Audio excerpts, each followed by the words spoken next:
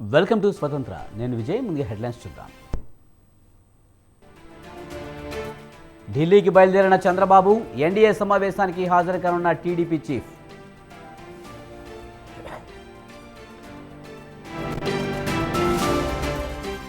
ఎన్డీఏతోనే మా ప్రయాణం, ప్రమాణ స్వీకారానికి బీజేపీ పెద్దలను ఆహ్వానిస్తామన్న బాబు.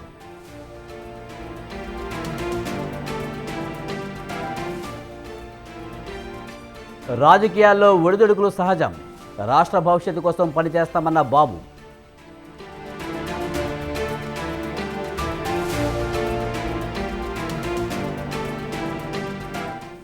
కూటమి గెలుపునకు ఎక్కువగా కష్టపడింది జగనే, ఆంధ్రప్రదేశ్లో అనూహ్య మార్పు వచ్చిందన్న నారాయణ.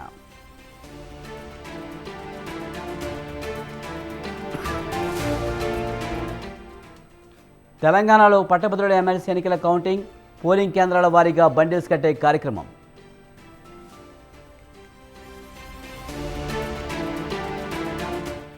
టీ20 వరల్డ్ కప్లో భారత్ మొదటి మ్యాచ్ నేడు ఐర్లాండ్తో తలపనున్న ఇండియా.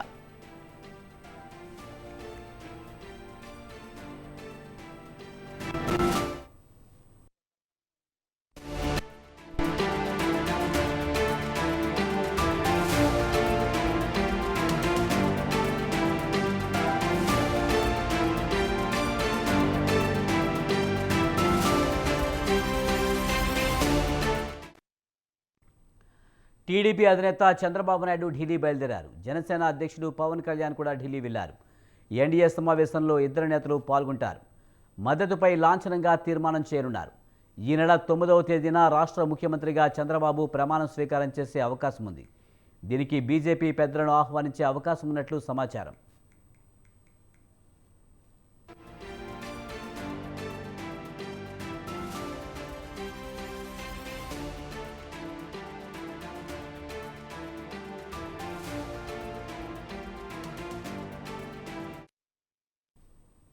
ఎన్డీఏ భాగస్వామ్య పక్షాల భేటీలో పాల్గొననున్న చంద్రబాబు కీలక వ్యాఖ్యలు చేశారు. తాము ఎన్డీఏలోనే ఉన్నామని చంద్రబాబు స్పష్టం చేశారు. ఇందులో వేరే ఆలోచనకు తావులేదని తేల్చి చెప్పారు. జగన్ను ఓటమే కాదు, రాజకీయాలకే వద్దన్నట్లుగా ప్రజలు ఓటేశారని చెప్పారు.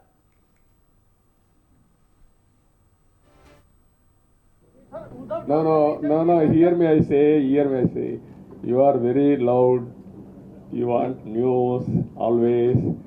I am also experienced. I have seen so many political changes in this country. We are in NDA. I am going for NDA meeting. In course of time, anything will report you.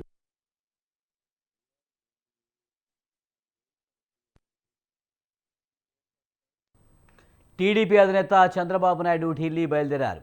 Janasena అధ్యక్షుడు పవన్ కళ్యాణ్ కూడా ఢిల్లీ వెళ్లారు. NDA సమావేశంలో ఇద్దరు నేతలు పాల్గొంటారు. దీనిపై మరింత సమాచారాన్ని మా ప్రతినిధి సంతోష్ అందిస్తారు. సంతోష్, టీడీపీ అధినేత అలాగే జనసేన అధినేత పవన్ కళ్యాణ్ ఇద్దరు ఢిల్లీ వెళ్తున్నారు. పూర్తి సమాచారం ఏంటి? విజయ్, ఏదైతే ఏపీలో ఎన్డీఏ కూటమికి ప్రజలు భారీ మద్దతు అనంతరం కూడా ఇక ఢిల్లీకి అయితే కనుక టీడీపీ అధినేత చంద్రబాబు నాయుడు, అదేవిధంగా జనసేన అధినేత పవన్ కళ్యాణ్ సైతం కూడా హస్తినా బాట పట్టడం కూడా జరిగింది. ఏదైతే ఈ రోజు ఎన్డీఏ సంబంధించినటువంటి సమావేశం ఏదైతే ఉందో ఈ సమావేశంలో పాల్గొనేందుకు కూడా ఇటు ఈ అధినేతలో ఇటు ఢిల్లీ పయనం జరిగింది.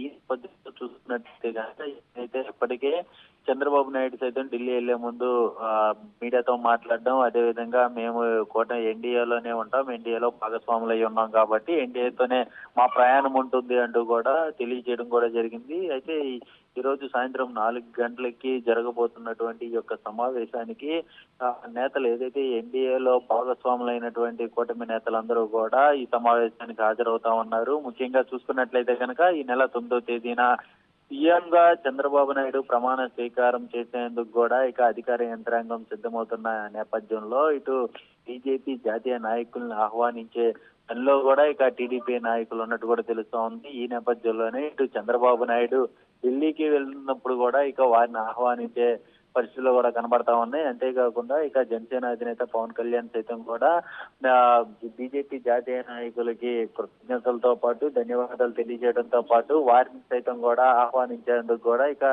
జనసేన అధినేత పవన్ కళ్యాణ్ సిద్ధమవుతున్నట్టు కూడా తెలుస్తా ఉంది. ఈ మేరకు అయితే కనుక ఇప్పటికే అన్ని ఏర్పాట్లకి సిద్ధం చేస్తున్నట్టు కూడా అధికార యంత్రాంగం నుంచి కూడా ఒక సమాచారంతో పాటు అదే విధంగా ఈ యొక్క ప్రమాణ స్వీకారానికి జాతీయ స్థాయి నాయకులందరూ కూడా హాజరయ్యేందుకు కూడా ఏర్పాట్లు చేస్తున్నట్టు కూడా తెలుస్తా ఉంది. అదేవిధంగా అరుణ్ సింగ్, సిద్ధార్థనాథ్ సింగ్ తో పాటు అమిత్ షా పలువురు కీలకమైనటువంటి బీజేపీ జాతీయ నాయకులు అయితే కనుక ఈ యొక్క ప్రమాణ స్వీకారానికి అయితే రాబోతా ఉన్నారు. అంతేకాకుండా మరోవైపు మూడోసారి ప్రధానిగా ఎన్నికవబోతున్నటువంటి నరేంద్ర మోదీకి శుభాకాంక్షలు తెలియజేయడంతో పాటు వారి యొక్క ప్రమాణ స్వీకారానికి కూడా ఈ యొక్క నాయకులు హాజరయ్యేందుకు కూడా ప్రణాళికలు సిద్ధం చేస్తున్నట్టు కూడా తెలుస్తా ఉంది. ఏదేమైనప్పటికీ ఇక దేశంలో ఎన్డీఏ ప్రభుత్వంతో పాటు ఇక ఏపీలో అయితే కనుక ఎన్డీఏ కూటమి పాలన అనేది కూడా కొనసాగించబోతున్నట్టు కూడా తెలుస్తా ఉంది. Vijay. Right, thank you Santosh.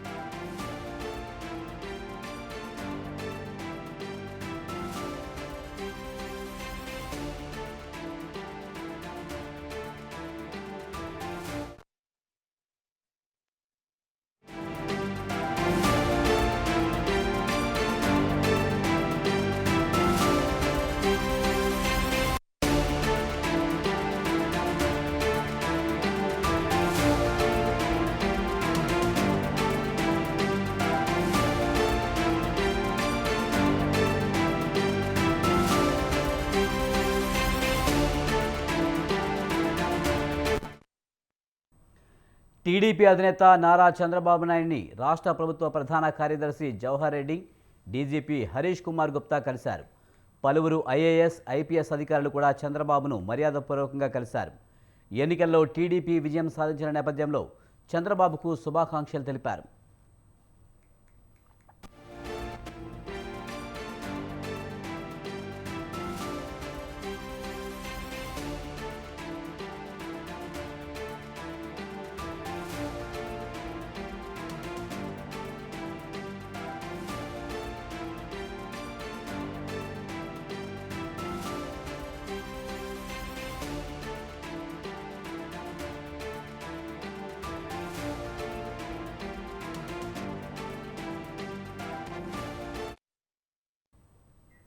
TDP అధినేత చంద్రబాబు 2021లో చేసిన శపథం నెరవేరింది.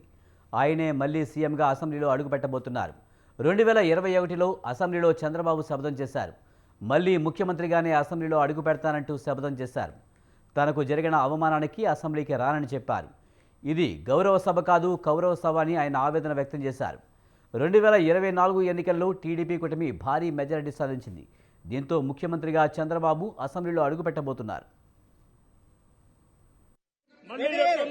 ముఖ్యమంత్రి ఈ హౌస్ కు వస్తాను తప్ప అదర్వైజ్ నాకు ఈ రాజకీయాలు అవసరం లేదు. ఇది గౌరవ సభ కాదు. ఇలాంటి గౌరవ సభలో నేను ఉన్నానని మరొకసారి విజ్ఞప్తి చేస్తూ మీకు నమస్కారం. ప్రజలందరికీ విజ్ఞప్తి చేస్తున్నా, నా అవమానం మీరందరూ అర్థం చేసుకుని నిండు మనసుతో ఆశీర్వదించమని కోరుతూ అందరికీ నమస్కారం. మళ్ళీ చెప్తున్నా, ముఖ్యమంత్రి ఈ హౌస్ కు వస్తాను తప్ప అదర్వైజ్ నాకు ఈ రాజకీయాలు అవసరం లేదు. ఇది గౌరవ సభ కాదు. ఇలాంటి గౌరవ సభలో నేను ఉన్నానని మరొకసారి విజ్ఞప్తి చేస్తూ మీకు నమస్కారం. ప్రజలందరికీ విజ్ఞప్తి చేస్తున్నా, నా అవమానం మీరందరూ అర్థం చేసుకుని నిండు మనసుతో ఆశీర్వదించమని కోరుతూ అందరికీ నమస్కారం. మళ్ళీ చెప్తున్నా, ముఖ్యమంత్రి టీడీపీ కూటమి అనూహ్య విజయంతో చంద్రబాబు ఇవాళ మీడియాతో మాట్లాడారు. ప్రజలు ఇచ్చిన విజయానికి తాను రుణపడి ఉంటారని చెప్పారు. భావితరాల భవిష్యత్తు కోసం పోరాడతారని అన్నారు. రాష్ట్ర అభివృద్ధి కోసం పాటుపడతారని చంద్రబాబు చెప్పారు. ఇంకొక పక్కన మీరు ఒకసారి ఆలోచిస్తే, ఇదే అసెంబ్లీలో నాకు, మా కుటుంబానికి, మా మిస్సెస్కి జరిగినటువంటి అవమానానికి నా జీవితంలో ఎప్పుడూ బాధపడలా. నా మీద బాంబులతో దాడి చేసినప్పుడు కూడా వీరోచితంగా ఎదుర్కొన్నాను. 2003 సెప్టెంబర్, అక్టోబర్ నాకు ఇప్పటి కూడా జ్ఞాపకం. ఆ రోజు నా మీద బాంబులు చేసినప్పుడు చాలా ఒక ప్యానిక్ రియాక్షన్లో కూడా నేను భయపడలేదు.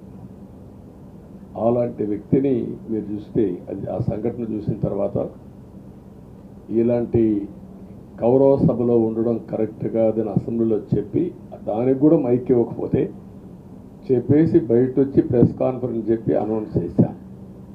మళ్ళీ క్షేత్రస్థాయిలో గెలిచి అసెంబ్లీని గౌరవ సభ చేసి అసెంబ్లీకి ఎంటర్ అవుతానని చెప్పాను. నేను ఏదైతే ఆ రోజు ఒక ప్రతిజ్ఞ చేశానో దాన్ని నిజం చేయడానికి ప్రజలు సహకరించారు. ఇంకొక పక్కన మీరు ఒకసారి సార్వత్రిక ఎన్నికల ఫలితాల్లో ఏపీలో కూటమి ప్రభంజనం సృష్టించింది. అధికార వైసీపీని చావు దెబ్బ కొట్టింది. ఇక చంద్రబాబు ప్రమాణ స్వీకారానికి ముమ్మర ఏర్పాట్లు సాగుతున్నాయి. ఈ నేపథ్యంలోనే గుంటూరు జిల్లా రాయపూడికి వేదిక సామాగ్రిని తరలించారు. ఇప్పటికే RK events Rayapudi seed access రహదారిపై 25 లారీల సామాగ్రి చేర్చింది. మరో 30 లారీల సామాగ్రి హైదరాబాద్ నుంచి రానున్నట్లు సమాచారం. సీఎం చంద్రబాబు ప్రమాణ స్వీకారానికి గ్రాండ్గా చేయడానికి ఏర్పాట్లు సాగుతున్నాయి.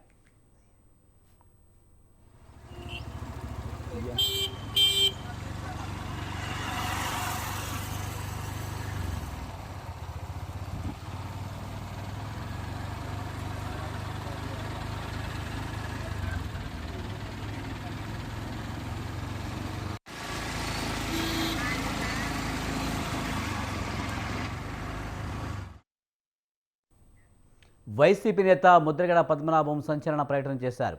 పిఠాపురంలో జనసేనాని పవన్ కళ్యాణ్ను ఓడిస్తారని సవాల్ చేసి ఓటమి చెందారని అన్నారు.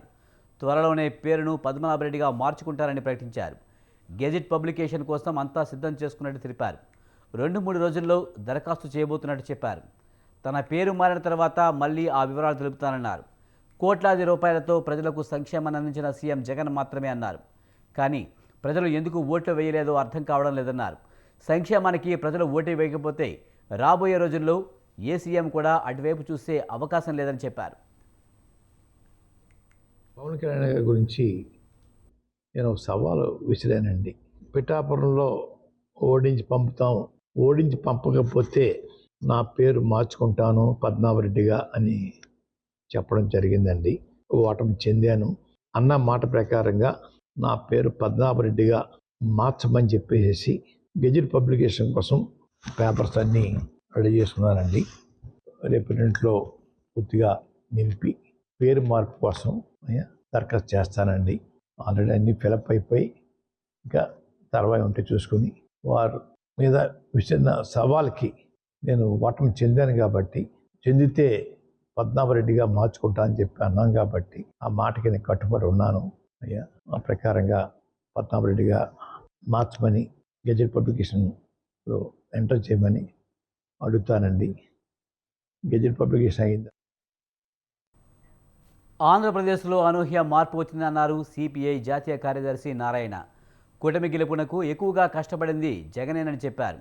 మొదట చంద్రబాబు జగన్ ఇంటికి వెళ్ళి థ్యాంక్స్ చెప్పాలన్నారు. చంద్రబాబు జగన్ మాకు ఎవరికి అంతుపట్టిన ఫలితాలు వచ్చాయని చెప్పారు. కేవలం సంక్షేమం ద్వారానే అధికారం వస్తుందని ఎవరైనా అనుకుంటే కల మాత్రమేనని చెప్పారు. జగన్ నియంతృత్వ పాలనతో పాటు అవినీతి కూడా పరాకాష్ఠకు చేరడం వల్లే వైసీపీని ఓడించారని చెప్పారు. ఇక తెలంగాణ ఫలితాలపై కూడా నారాయణ ఆసక్తికర వ్యాఖ్యలు చేశారు. 5 నెలల్లో తెలంగాణలో బీజేపీ ఇంతలా ఎలా పుంజుకుందని ప్రశ్నించారు.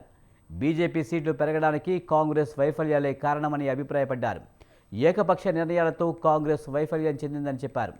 స్టాలిన్ మాదిరి రేవంత్ చేస్తే ఎక్కువ సీట్లు వచ్చేవని చెప్పారు.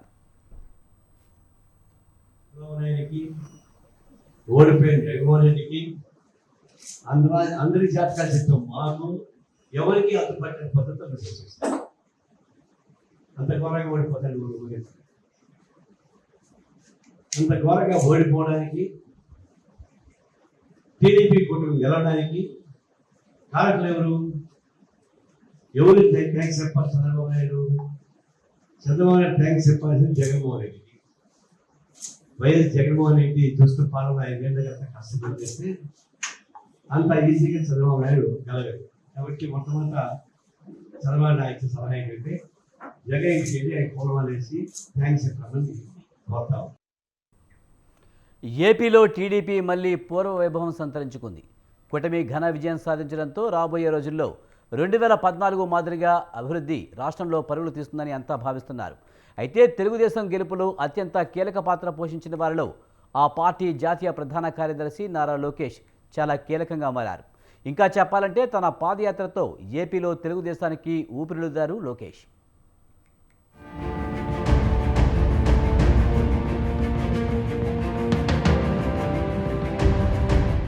ఏపీలో టీడీపీ, జనసేన, బీజేపీ కూటమి ఘన విజయం సాధించింది. దీంతో 3 పార్టీల్లోనూ సంతోషం వెల్లివిరుస్తుంది. అయితే రాష్ట్ర వ్యాప్తంగా తెలుగుదేశం జెండా రెపరెపలాడుతుంది. పసుపు దళం హుషారుగా ఉంది. అయితే పార్టీ ఇంతటి ఘన విజయం సాధించడంలో తన వంతుగా కీలక పాత్ర పోషించిన వారిలో టీడీపీ తరపున చంద్రబాబు ముందుంటే ఆ తర్వాత స్థానం టీడీపీ జాతీయ ప్రధాన కార్యదర్శి నారా లోకేష్ ధరని చెప్పడంలో ఏమాత్రం అతిశయోక్తి లేదు.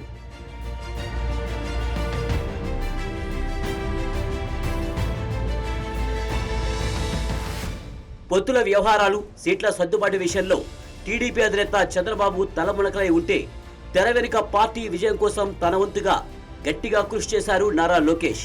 ఎప్పటికప్పుడు పార్టీ నేతలు జిల్లాల వారీగా, మండలాల వారీగా టీడీపీ అధ్యక్షులు నేతలతో మాట్లాడుతూ క్షేత్రస్థాయిలో పార్టీని పరుగులు పెట్టించారు. ఓవైపు క్షేత్రస్థాయిలో వైసీపీ నేతల ఆగడాలు ఎక్కువైపోతున్నాయని టీడీపీ నాయకులు చెప్పడంతో తెలుగుదేశం కేడర్ చెల్లాచెదురు కాకుండా చూసేందుకు వారిలో మనోస్థైర్యం నింపేందుకు రెడ్ బుక్లు తీసుకొచ్చారు. అందులో వైసీపీ నాయకుల పేర్లే కాదు, వైసీపీకి వత్తాసు పలుకుతున్న అధికారుల పేర్లను సైతం రాసుకున్నారని, అధికారంలోనికి వచ్చాక ప్రతీకారం తప్పదని ప్రకటించారు. తద్వారా టీడీపీ కేడర్లో ధైర్యం నింపేందుకు తన వంతు ప్రయత్నం చేశారు నారా లోకేష్.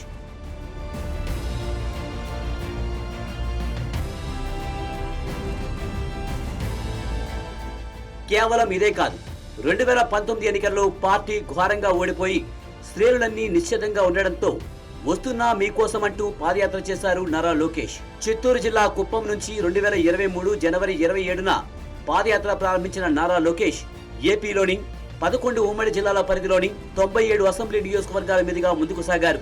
ఈ క్రమంలోనే 232 మండలాలు, వాటి పరిధిలోని 2028 గ్రామాలను కవర్ చేస్తూ 236 రోజుల పాటు పాదయాత్ర చేశారు నారా లోకేష్. మొత్తంగా 3132 కిలోమీటర్ల దూరం పాటు నడిచారు టీడీపీ జాతీయ ప్రధాన కార్యదర్శి. ఎక్కడికక్కడ ప్రజలు ఇబ్బందులు, కష్టాలు తెలుసుకుంటూ పార్టీ శ్రేణులకు ధైర్యం చెబుతూ రాబోయేది మన సర్కారేనంటూ ముందుకు సాగారు నారా లోకేష్.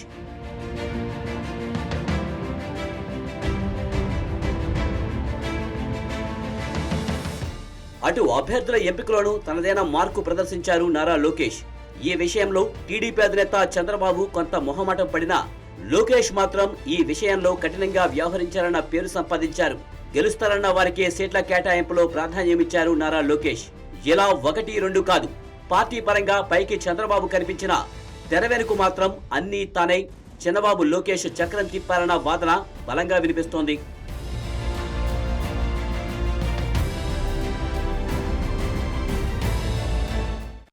ఏపీ ఫలితాలపై అసంతృప్తి వ్యక్తం చేశారు మాజీ మంత్రి కాకాని గోవర్ధన్ రెడ్డి. సార్వత్రిక ఎన్నికల్లో గెలుపొందిన టీడీపీ నాయకులకు శుభాకాంక్షలు తెలిపారు. రాష్ట్ర ప్రజలు ఇచ్చిన తీర్పుపై అసహనం వ్యక్తం చేశారు. ప్రజలకు మాజీ సీఎం జగన్ 2019 ఎన్నికల్లో ఏవైతే హామీలు ఇచ్చారో అన్ని హామీలు కూడా నెరవేర్చారని చెప్పారు.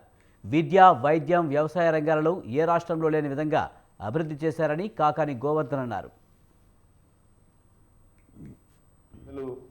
తీసుకున్నటువంటి నిర్ణయాన్ని అందరం గౌరవించాలి. ప్రజలు ఆ నిర్ణయం తీసుకోవడానికి కారణాలు ఏంటి అనేటువంటిది కూడా మేము ఒకసారి అంతర్గతంగా పార్టీలో కూడా సమీక్షించుకోవడం, దానికి సంబంధించినటువంటి ఒకసారి ఎందుకు జరిగిందనేటువంటి దాని మీద కూడా ఒక ఆలోచనకు రావడం జరుగుతుంది. రాబోయేటువంటి రోజుల్లో జరిగినటువంటి ఈ అపజయం ఏదైతే ఉందో దీనిని సమీక్షించుకొని మరలా ఎక్కడ పొరపాట్లు దొరలేవో వాటిని సవరించుకొని ప్రజలతో మమేకమై ప్రజలతో నిత్యం అందుబాటులో ఉంటూ ప్రజాసేవలో కొనసాగుతాం. జగన్మోహన్ రెడ్డి గారి నాయకత్వాన్ని మరింత బలపరచడానికి, జగన్మోహన్ రెడ్డి గారి నాయకత్వం ఎదుగుదలకి అన్ని విధాలు కూడా అందరం కలిసి కష్టపడి పనిచేస్తామని చెప్పి ఈ సందర్భంగా తెలియజేస్తూ, ఈరోజు ఏదో మాటలు మాట్లాడి వెళ్ళిపోయేటువంటి పద్ధతి కాదు, ఖచ్చితంగా ప్రజలకు అందుబాటులో ఉంటాం, ప్రజలకు అండగా నిలుస్తాం. ఏపీలో టీడీపీ అఖండ విజయం సాధించడంతో వరంగల్లో తెలంగాణ రాష్ట్ర కార్యవర్గ సభ్యులు సాంబయ్య ఆనందం వ్యక్తం చేశారు. చంద్రబాబుకు ప్రజలు భారీ మెజారిటీతో పట్టం కట్టారని చెప్పారు. ఏపీ తెలంగాణను అన్ని రంగాల్లో అభివృద్ధి చేసిన ఘనత చంద్రబాబుదే అన్నారు. టీడీపీ పార్టీతోనే పేద ప్రజలకు అనేక సంక్షేమ పథకాలు దక్కుతాయన్నారు. నాయకుడు మరి శ్రీ నారా చంద్రబాబు గారి నాయకత్వంలో తెలుగుదేశం పార్టీ అంచెలంచెలుగా అభివృద్ధి చెందుతూ వచ్చింది. ఎన్ని కష్టాలు వచ్చినా నష్టాలు వచ్చినా మరి ఉమ్మడి ఆంధ్రప్రదేశ్లో అభివృద్ధి చేసిన పార్టీ ఏదైనా ఉన్నది అంటే అది తెలుగుదేశం పార్టీ మాత్రమే తప్ప ఏ పార్టీ తెలంగాణను అభివృద్ధి చేయలేదు. ఎన్నో సంక్షేమాలకు నిలయమైనా కానీ ఎన్ని సంక్షేమాలు వచ్చినా కానీ మరి తెలుగుదేశం పార్టీ, తెలుగుదేశం కార్యకర్తలు తట్టుకొని నిలబడే శక్తి గల నాయకులు ఈ తెలుగుదేశం పార్టీలో ఉన్నారు. ఈ తెలుగుదేశం పార్టీలో మరి రాజకీయ లక్షణాలు నేర్చుకొని ఆల్ పార్టీలలో ఇలా నాయకత్వం పనిచేస్తుంది అంటే ఆ రోజు శ్రీ నందమూరి తారక రామారావు గారు స్థాపించిన తెలుగుదేశం పార్టీ అని చెప్పక తప్పదు. 2024 సంవత్సరం చాలా రాజకీయంగా భారతదేశంలో తెలుగు రాష్ట్రాల్లో చాలా మార్పులు తీసుకొచ్చింది.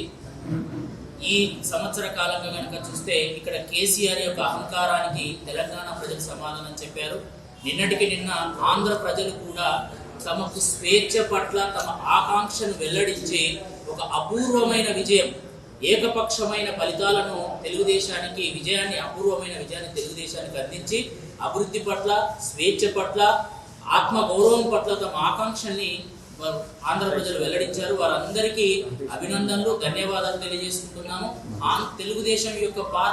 తెలుగుదేశం పార్టీ యొక్క విజయం అనేది అది ప్రజల విజయం, ప్రజల ఆకాంక్షకు నిదర్శనం. దీన్ని వాడుకొని ఖచ్చితంగా తెలుగుదేశం పార్టీ గెలిచిన దేశంలో బీజేపీ మూడవసారి అధికారంలోకి రావడంతో వరంగల్ జిల్లా కమలాపూర్ మండల కేంద్రంలో బీజేపీ శ్రేణులు టపాసులు కాల్చి సంబరాలు జరుపుకున్నారు. మరోవైపు రాష్ట్రంలో బీజేపీ నాయకులు బండి సంజయ్, ఈటెల రాజేందర్ భారీ మెజారిటీతో గెలవడంతో స్వీట్లు పంచుకుని శుభాకాంక్షలు తెలుపుకున్నారు. దేశానికి మోదీ అందించిన పథకాలు మరోసారి అధికారంలోకి రావడానికి జరిగిందన్నారు మండల అధ్యక్షుడు. ఇక ఏపీలో టీడీపీ అధికారంలోకి రావడంతో చంద్రబాబు అభిమానులు సైతం బాణసంచా పేల్చి సంబరాలు చేసుకున్నారు.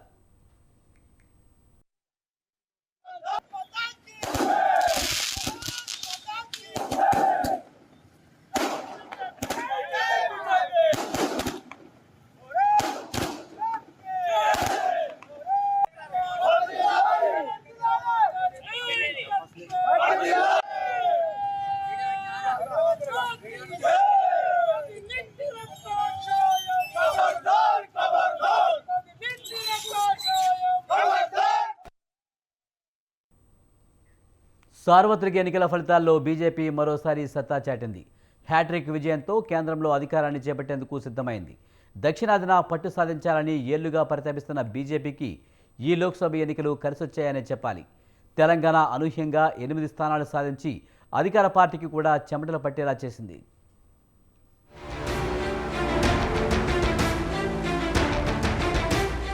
పార్లమెంటు ఎన్నికల్లో బీజేపీ స్పష్టమైన మెజార్టీ సత్తా చాటింది. దక్షిణాదిలోని 4 రాష్ట్రాల్లో, తెలంగాణలో స్పష్టమైన మెజార్టీని కాషాయ పార్టీ సాధించింది. మొన్నటి వరకు అధికారంలో ఉన్న బీఆర్ఎస్, ప్రస్తుతం అధికారంలో ఉన్న కాంగ్రెస్ పార్టీని సైతం తలదన్నేలా కాషాయ పార్టీ ఫలితాలను దక్కించుకుంది. తెలంగాణలో మొత్తం 17 లోక్సభ స్థానాలు ఉంటే మెజార్టీ స్థానాలను బీజేపీ సొంతం చేసుకుంది.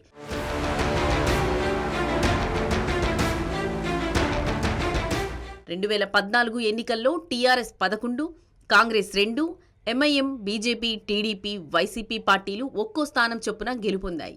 2019లో బీఆర్ఎస్ 9, కాంగ్రెస్ 3, బీజేపీ 4, ఎంఐఎం 1 స్థానాన్ని గెలుచుకున్నాయి. తాజా ఎన్నికల్లో 4 నుంచి ఏకంగా 2 అంకెల స్థానాలకు ఎగబాకింది బీజేపీ. బీజేపీ గెలుపు వెనుక బీఆర్ఎస్ తోడ్పాటు ఉందనే విమర్శలు ఉన్నాయి. కాంగ్రెస్ను బలమైన పోటీగా భావించిన బీఆర్ఎస్ లోక్సభ ఎన్నికల్లో బీజేపీకి సహకరించిందనే వాదన ఉంది. త్వరలో రాబోయే స్థానిక సంస్థల ఎన్నికల కోసమే బీఆర్ఎస్ ఈ స్టాండ్ తీసుకుందనే విమర్శలున్నాయి.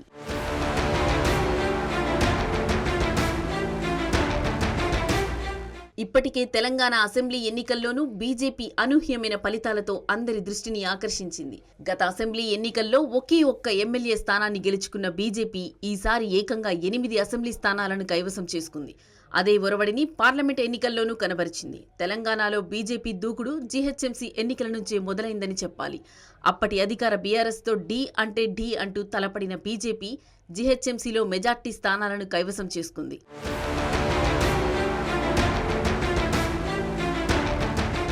జీహెచ్ఎంసీ ఫలితాలు ఇచ్చిన జోష్తో బరిలోకి దిగిన బీజేపీ తెలంగాణ అసెంబ్లీలోనూ చెప్పుకోదగ్గ ఫలితాలను రాబట్టుకుంది. ఇప్పుడు పార్లమెంట్ ఫలితాల్లోనూ అదే స్పీడ్ను కనపరిచింది.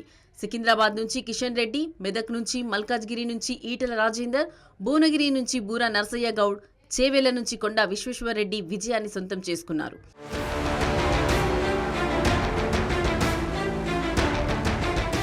తెలంగాణలో బీజేపీ విజయానికి జాతీయ స్థాయిలో మోదీ హవా తోడైందనే చెప్పాలి. తెలంగాణను ప్రతిష్టాత్మకంగా భావించిన బీజేపీ జాతీయ నాయకులు రాష్ట్రంలో విస్తృత ప్రచారం నిర్వహించారు. రాష్ట్రంలో కాంగ్రెస్ అధికారంలో ఉన్నా బీజేపీ మెజార్టీ స్థానాలను సొంతం చేసుకోవడంతో కాషాయ శ్రేణుల్లో ఆనందం వెలువెత్తుతోంది. త్వరలోనే తెలంగాణలో అధికారంలోకి వస్తామన్న ధీమా వ్యక్తం చేస్తున్నారు రాష్ట్ర బీజేపీ నాయకులు. తాజా ఫలితాలతో తెలంగాణలో బీజేపీ భవిష్యత్తు ఏ టర్న్ తీసుకోనుందో చూడాలి.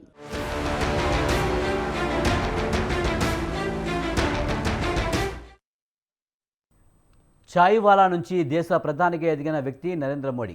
బాల్యం నుంచి ఆర్ఎస్ఎస్ సిద్ధాంతాలతో ఆయన ప్రభావితమయ్యారు. 1987లో భారతీయ జనతా పార్టీలోకి ప్రవేశించారు నరేంద్ర మోడీ. ఆ తర్వాతి కాలంలో గుజరాత్ బీజేపీలో ప్రముఖ నేతగా ఎదిగారు. గుజరాత్ ముఖ్యమంత్రిగా సత్తా చాటారు. గుజరాత్ మోడల్ను అభివృద్ధికి నమూనాగా మలిచారు. 2014లో జరిగిన లోక్సభ ఎన్నికలు మోడీ రాజకీయ జీవితాన్ని మలుపు తిప్పాయి. 2014 ఎన్నికల్లో బీజేపీని విజయపథానికి తీసుకువెళ్లారు. 2014లో తొలిసారిగా దేశ ప్రధానిగా నరేంద్ర మోడీ పగ్గాలు చేపట్టారు. ఆ తర్వాత 2019లో మరోసారి బీజేపీని అధికారంలోకి తీసుకొచ్చారు నరేంద్ర మోడీ. తాజా ఎన్నికల్లో కమలం పార్టీ హ్యాట్రిక్ కొట్టింది. వరుసగా 3వసారి దేశ ప్రధానిగా పగ్గాలు చేపట్టబోతున్నారు నరేంద్ర మోడీ.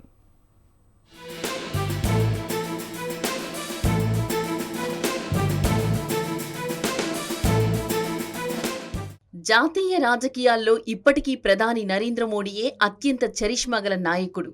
ఇందులో రెండో ముచ్చటే లేదు. జనాకర్షణ విషయంలో 1 నుంచి 10 వరకు నరేంద్ర మోడీయే. ఎవరైనా సరే 11వ స్థానానికి పోటీ పడాల్సిందే. తాజా లోక్సభ ఎన్నికల్లో నరేంద్ర మోడీ నాయకత్వానికి ప్రజలు ముచ్చటగా 3వసారి పట్టం కట్టారు. నరేంద్ర మోడీ 1950 సెప్టెంబర్ 17న గుజరాత్లోని మెహసానా జిల్లాలోని వాద్నగర్లో ఒక మధ్యతరగతి కుటుంబంలో జన్మించారు. నరేంద్ర మోడీ స్కూల్ చదువు స్థానికంగానే పూర్తి చేశారు.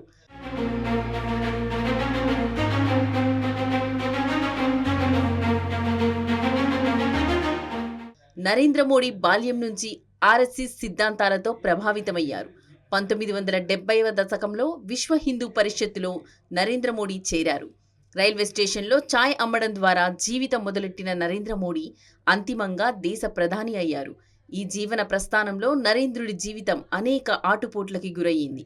అనేక ఎత్తుపల్లాలను ఆయన చూశారు. విహెచ్పి నుంచి 1987లో భారతీయ జనతా పార్టీలోకి నరేంద్ర మోడీ ప్రవేశించారు. ఆ తరువాత బీజేపీలో నరేంద్ర మోడీ అంచెలంచెలుగా ఎదిగారు. 1990లో లాల్ కృష్ణ అద్వానీ చేపట్టిన అయోధ్య రథయాత్రకు, అలాగే 1992లో మురళీ మనోహర్ జోష్ చేపట్టిన కన్యాకుమారి కాశ్మీర్ రథయాత్రకు నరేంద్ర మోడీ ఇన్ఛార్జిగా పనిచేశారు. మెల్లమెల్లగా గుజరాత్ బీజేపీలో ఒక ప్రముఖ నాయకుడిగా మోడీ ఎదిగారు.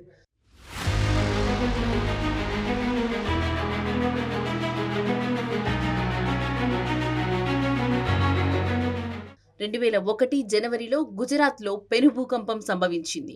భూకంపం నేపథ్యంలో సహాయ కార్యక్రమాలు చేపట్టడంలో కేశుభాయ్ పటేల్ ప్రభుత్వం విఫలమైందన్న ఆరోపణలు వచ్చాయి.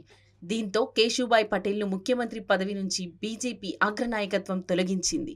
ఈ నేపథ్యంలో 2001 అక్టోబర్లో నరేంద్ర మోడీని గుజరాత్ ముఖ్యమంత్రి పీఠంపై కూర్చోబెట్టింది. గుజరాత్ ముఖ్యమంత్రిగా బాధ్యతలు చేపట్టిన ఏడాదిలోనే నరేంద్ర మోడీ అద్భుత విజయాలు సాధించారు. భూకంపం వల్ల నష్టపోయిన ప్రాంతాల్లో పెద్ద ఎత్తున పునరావాస కార్యక్రమాలు చేపట్టారు. ఆ తరువాత 2012 ఎన్నికల్లో నరేంద్ర మోడీ నాయకత్వంలో గుజరాత్ అసెంబ్లీ ఎన్నికల్లో కమలం పార్టీ పోటీ చేసింది. ఈ ఎన్నికల్లో బీజేపీ విజయ భేరి మోగించింది. నరేంద్ర మోడీ వరుసగా 4వసారి గుజరాత్ ముఖ్యమంత్రిగా ఎన్నికయ్యారు.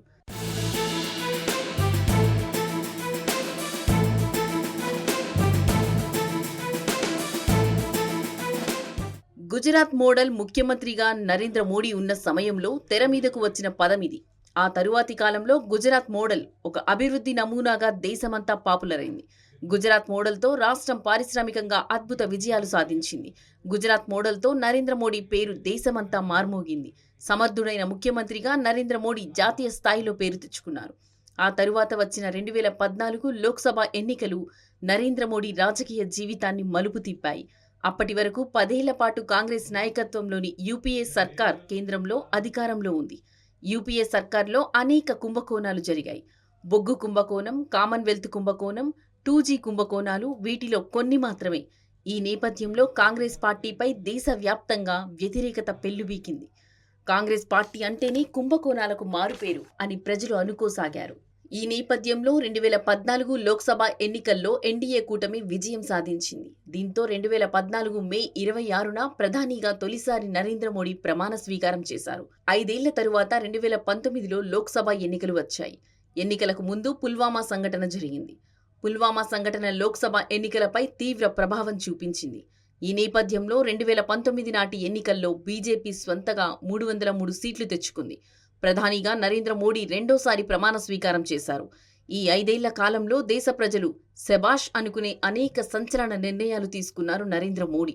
ఇందులో కొన్ని వివాదాస్పద నిర్ణయాలు కూడా లేకపోలేదు. దర్యాప్తు సంస్థలైన ఎన్ఫోర్స్మెంట్ డైరెక్టరేట్, సిబిఐ వంటి వాటిని కేంద్ర ప్రభుత్వం దుర్వినియోగపరిచిందన్న ఆరోపణలు వెల్లువెత్తాయి.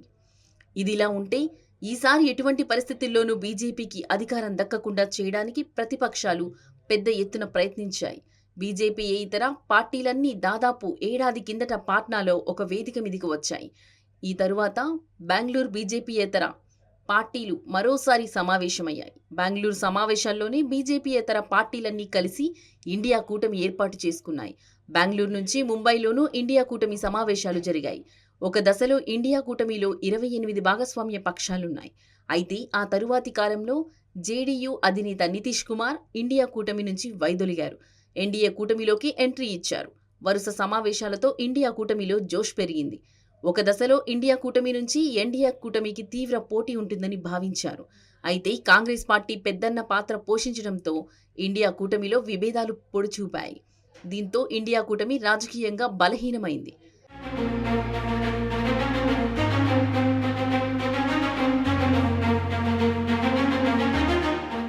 ఇండియా కూటమిలో భాగస్వామ్య పక్షంగా ఉన్న ఆమ్ ఆద్మీ పార్టీ కూడా కాంగ్రెస్ కి దూరమైంది. ఒక దశలో కాంగ్రెస్ తో పొత్తు లేదన్న సంకేతాలు ఇచ్చింది. అయితే ఆ తరువాత తన వైఖరి మార్చుకుంది. ఢిల్లీలో కాంగ్రెస్ తో పొత్తు పెట్టుకుంది. అధికారంలో ఉన్న పంజాబ్లో మాత్రం ఒంటరి పోరు చేసింది ఆమ్ ఆద్మీ పార్టీ. ఇండియా కూటమి నుంచి ఈ స్థాయిలో ప్రతిఘటన ఎదురైనప్పటికీ విజయం వైపు దూసుకుపోయింది భారతీయ జనతా పార్టీ. నరేంద్ర మోడీ వ్యక్తిగత ఇమేజ్ అనేక రాష్ట్రాల్లో బీజేపీ విజయంలో కీలక పాత్ర పోషించింది.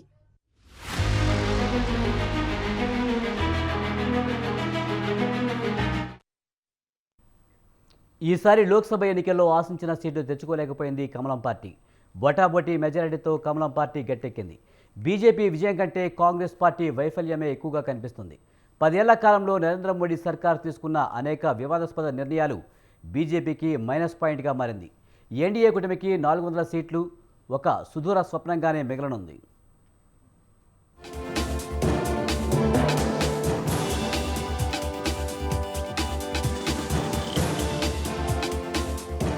పద్దెనిమిదవ లోక్సభ ఎన్నికల్లో ప్రజాస్వామ్యం గెలిచింది. భారతీయ జనతా పార్టీ విజయం మోగించింది. అయితే ఇది ఘన విజయం ఎంతమాత్రం కాదు. అనేక నియోజకవర్గాల్లో బీజేపీ అభ్యర్థులు తక్కువ మెజారిటీతో గెలుపొందారు. బీజేపీ విజయాలను లోతుగా పరిశీలిస్తే ఇందులో కమలనాథుల ఘనత కన్నా ఇండియా కూటమిలో నాయకత్వ లేమి చాలా స్పష్టంగా కనిపిస్తోంది. లోక్సభ ఎన్నికల ప్రచారాన్ని గాంధీ కుటుంబమే నిర్వహించింది.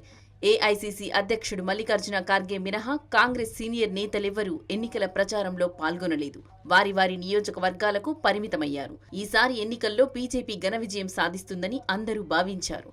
అయితే అనేక నియోజకవర్గాల్లో బీజేపీకి కాంగ్రెస్ బ్రేకులు వేసింది. సామాన్య ప్రజల్లో బీజేపీ పట్ల కొంతమేర వ్యతిరేకత ఏర్పడిన మాట వాస్తవం. ఈ వ్యతిరేకతను తమకు అనుకూలంగా మార్చుకోవడంలో కాంగ్రెస్ పార్టీ విఫలమైందనే చెప్పవచ్చు. ఇక్కడే విషయాన్ని ప్రస్తావించుకొని తీరాలి. ఇండియా కూటమిలోని మిగతా భాగస్వామ్య పక్షాలు తమ తమ రాష్ట్రాల్లో సత్తా చాటుకుంటే కాంగ్రెస్ మాత్రం చతికిలపడింది. మొత్తం మీద ఎన్నికల్లో ఎక్కువ సీట్లు గెలుచుకునే ఒక సువర్ణ అవకాశాన్ని కాంగ్రెస్ చేజేతులారా జారవిడుచుకుందని చెప్పవచ్చు.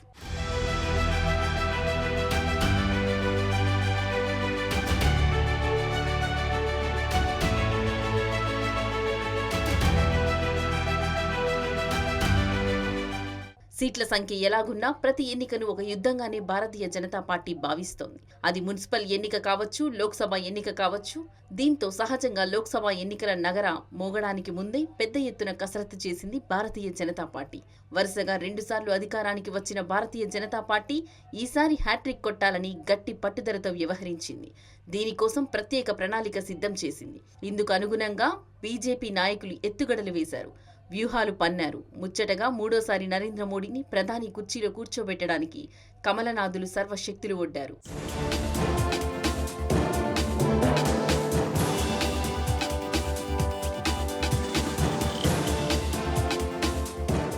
అబ్కీ బారీ 400 పార్ అంటూ ఎన్డీఏ కూటమికి 400 సీట్లను లక్ష్యంగా ఫిక్స్ చేశారు నరేంద్ర మోడీ. అయితే ఎన్డీఏ కూటమికి 400 సీట్లు గెలుచుకోవడం అంత సులభంగా లేదు. 400 సీట్ల లక్ష్య సాధనలో ఎన్డీఏ కూటమి వెనుకబడటానికి అనేక కారణాలున్నాయి. నరేంద్ర మోడీ హయాంలో కేంద్ర దర్యాప్తు సంస్థలు నామమాత్రంగా తయారయ్యాయని విమర్శలు వెల్లువెత్తాయి. 2014లో కేంద్రంలో బీజేపీ నాయకత్వంలో ఎన్డీఏ ప్రభుత్వం వచ్చాక సీబీఐ, ఈడీ తరచూ వార్తల్లోకి రావడం మొదలైంది. బీజేపీయేతర పార్టీలకు చెందిన ప్రముఖ నాయకులపై కేసుల నమోదు ప్రక్రియ ప్రారంభమైంది. కేసులంటే అలా ఇలా కాదు, చాలా పెద్ద పెద్ద కేసులు. అత్యున్నత దర్యాప్తు సంస్థలైన enforcement directorate, central bureau of investigation, income tax, narcotic control board వంటివి రంగంలోకి దిగుతున్నాయి. నరేంద్ర మోడీ సర్కార్కు వ్యతిరేకంగా ఎవరు గలమెత్తినా వారిపై కేంద్ర దర్యాప్తు సంస్థలను ఉసిగొల్పుతున్నారన్న అభిప్రాయం సామాన్య ప్రజల్లో నెలకొంది.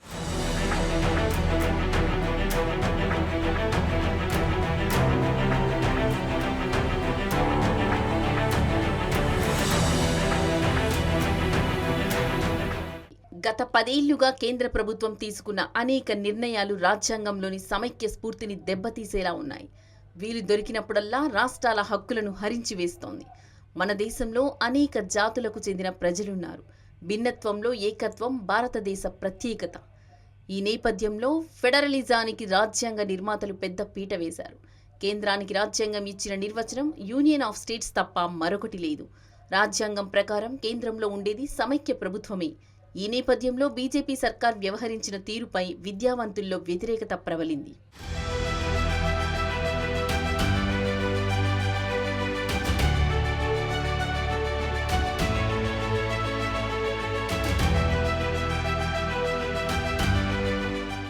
బీజేపీ 3వసారి అధికారంలోకి వస్తే రాజ్యాంగంలో పెనుమార్పులు సంభవిస్తాయన్న ప్రచారం ఎన్నికలు జరుగుతున్న సందర్భంగా వచ్చింది. ఈ ప్రచారంతో విద్యావంతుల్లో ఆందోళన మొదలైంది. అంతేకాదు ఒక దశలో రిజర్వేషన్లను బీజేపీ ఎత్తివేస్తోందన్న ప్రచారం కూడా జరిగింది. దీంతో అప్పటి వరకు కమలం పార్టీకి పటిష్టమైన ఓట్ బ్యాంకుగా ఉన్న కొన్ని బలహీన వర్గాల్లో ఆలోచన మొదలైంది. ఈ వర్గాల్లో అనేక అనుమానాలు వ్యక్తమయ్యాయి. ఈ కారణాలన్నీ బీజేపీ ఆశించిన స్థాయిలో సీట్లు గెలవకపోవడానికి ప్రధాన కారణాలయ్యాయి.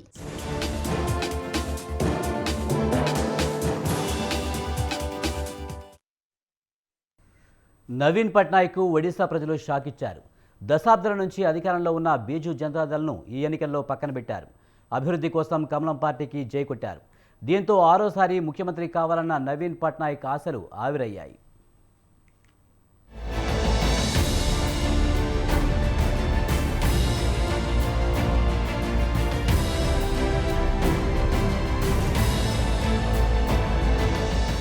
ఒడిశా అసెంబ్లీ ఎన్నికల్లో ప్రజలు అభివృద్ధికి పట్టం కట్టారు. నవీన్ పట్నాయక్ నాయకత్వంలోని బీజు జనతాదళ్ ఓటమికి చేరువలో ఉంది. భారతీయ జనతా పార్టీ గెలుపు తీరాలకు దగ్గరగా ఉంది. ఒడిశా పరిణామాలు అందరినీ ఆశ్చర్యపరిచాయి. గత 25 ఏళ్లుగా నవీన్ పట్నాయక్ అధికారంలో కొనసాగినా అభివృద్ధి అంశాన్ని పూర్తిగా నిర్లక్ష్యం చేశారన్న విమర్శలు పెళ్లుబాకాయి. 25 ఏళ్ల కిందట ఒడిశా ఎలా ఉందో ఇప్పటికీ ఒడిశా అలాగే ఉంది. కేంద్రంలో పోట్లాడి తెచ్చుకున్న ప్రాజెక్టులంటూ ఏమీ లేవు. అనేక రంగాల్లో ఒడిశా వెనుకబడింది. ప్రజల తలసరి ఆదాయం కూడా పడిపోయింది. ఈ నేపథ్యంలో అభివృద్ధి తాజా ఒడిశా ఎన్నికల్లో కీలక అంశంగా మారింది.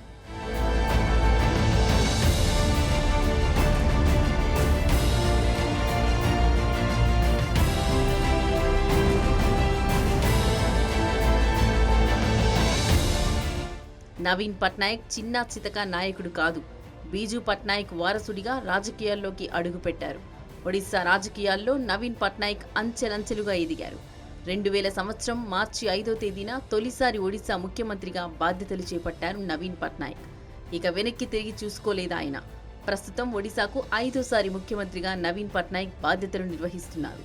ఈసారి ఎన్నికల్లో బీజు జనతాదళ్ గెలిస్తే నవీన్ పట్నాయక్ 6వసారి ముఖ్యమంత్రిగా ప్రమాణ స్వీకారం చేసేవారు.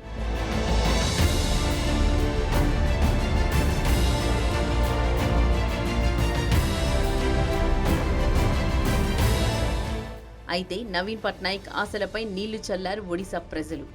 దశాబ్దాల నుంచి అధికారంలో ఉన్న బీజు జనతాదళ్ను పక్కన పెట్టారు. అభివృద్ధి చేస్తామంటూ ముందుకు వచ్చిన భారతీయ జనతా పార్టీకి పట్టం కట్టారు.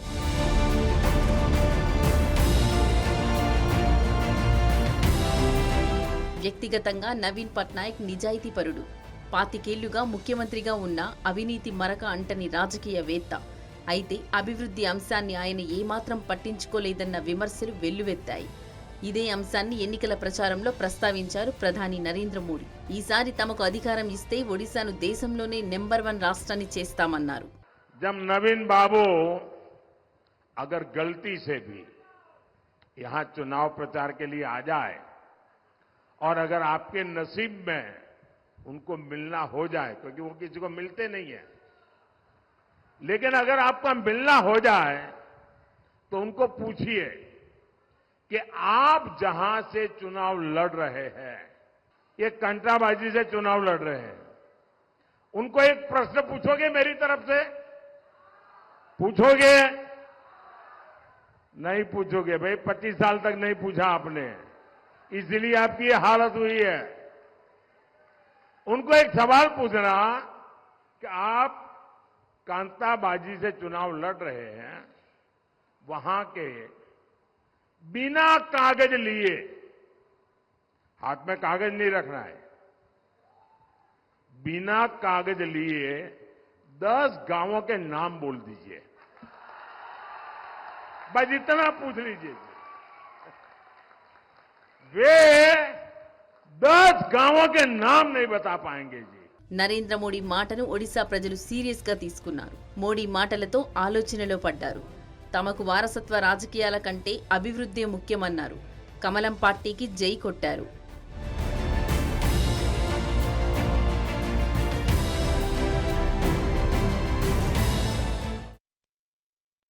ఒడిశా ముఖ్యమంత్రి బీజు జనతాదళ్ అధినేత నవీన్ పట్నాయక్ సీఎం పదవికి రాజీనామా చేశారు. రాష్ట్ర అసెంబ్లీ ఎన్నికల ఫలితాల్లో అధికార బీజు జనతాదళ్ పరాజయం పాలైంది. ఈ నేపథ్యంలో ఓటమిని అంగీకరిస్తూ సీఎం పదవికి రాజీనామా చేశారు. ఈ మేరకు భువనేశ్వర్లోని రాజ్భవన్కు వెళ్లి తన రాజీనామా పత్రాన్ని గవర్నర్ రఘుబార్ దాస్కు సమర్పించారు.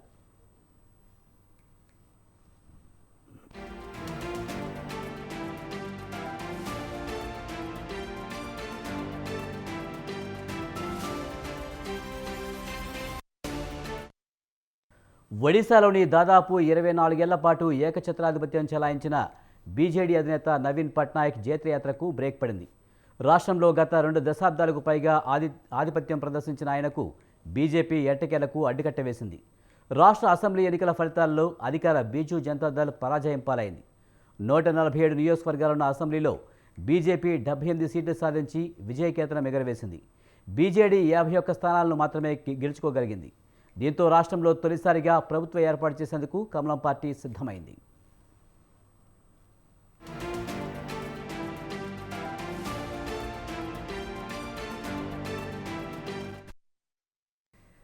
ఇవి ఈ బులెటిన్ విశేషాలు. చూస్తూనే ఉండండి స్వతంత్ర.